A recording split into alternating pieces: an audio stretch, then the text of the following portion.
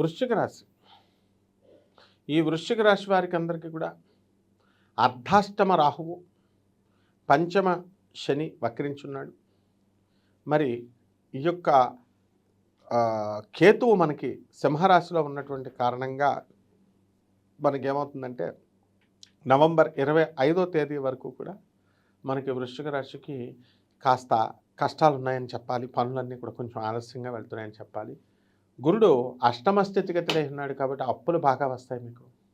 బ్రహ్మాండమైనగా బిల్డింగ్లు అవన్నీ కూడా కట్టడానికి అప్పులు వద్దంటే వాళ్ళే జేబులో ఉంచుకోమని చెప్పి పెట్టి వెళ్తూ ఉంటారు. అలాగే ఈ రాశి వారికి అందరికీ కూడా ఉద్యోగాల్లో ప్రమోషన్స్ రావట్లేదండి బాధపడేటటువంటి వాళ్ళు ఉంటారు. అయితే ప్రమోషన్ లిస్టులోకి మీరు ఎక్కుతారనమాట. ఇంకా కాస్త డైరెక్ట్ ప్రమోషన్స్ రావడానికి ఇంకొంచెం టైం పడుతుంది. అదేవిధంగా ఈ వృశ్చిక రాశి వారికి ఆదాయాలు మనం కనుక చూసుకున్నట్లయితే కిందటి సంవత్సరం కంటే కూడా ఈ సంవత్సరం కొంచెం ఆదాయాలు బాగా పెరగడానికి అవకాశాలు ఉన్నాయి. కాబట్టి ఈ రాశి వారికి అందరికీ కూడా పిల్లల తరపు నుంచి కాస్త సమస్యలు అనేటటువంటివి ఉన్నాయి.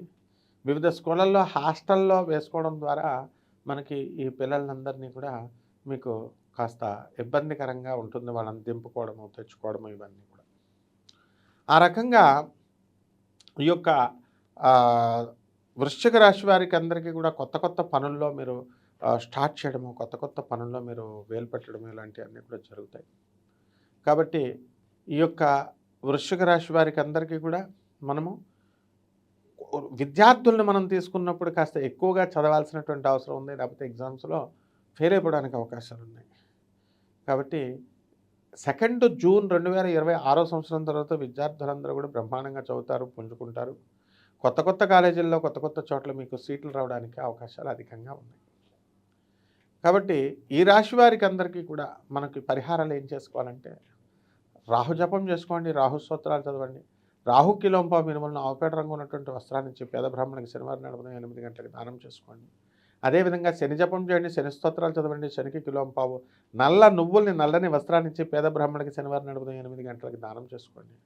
దశ మహావిద్యల్లో ఒకటైనటువంటి మహాకాళి అమ్మవారి యొక్క హోమాన్ని మీ ఇళ్లలో జరిపించుకోండి చక్కగా. ఇలా చేసుకోవడం ద్వారా బ్రహ్మాండంగా మీకు ఉంటుంది. అలాగే రావి చెట్టు చుట్టూ ప్రదక్షిణాలు 108 సార్లు చేయండి. ఓం శనేశ్వరాయ నమః అంటూ, ఓం రాహవే నమః అంటూ బ్రహ్మాండంగా ఉంటుంది. శుభమస్తు.